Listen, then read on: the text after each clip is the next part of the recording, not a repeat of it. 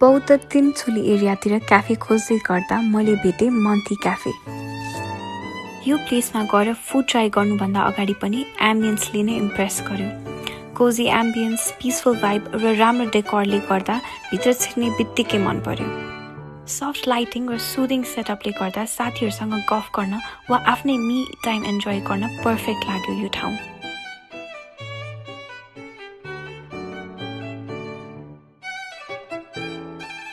मैले यहाँ अर्डर गरेँ चिकन नाचोस, अनि अर्डर गरेँ चिकन किमा नुडल्स र फ्रेस मिन्ट लेमनेड अनि ओरियो शेक। सबै डिस अनि ड्रिङ्कहरू हेर्दै टेम्पटिङ अनि लोभ लाग्दो थियो।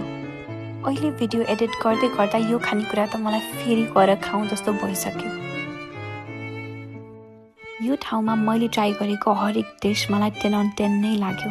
म त गइहालेँ, अब हजुरहरू कहिले जाने?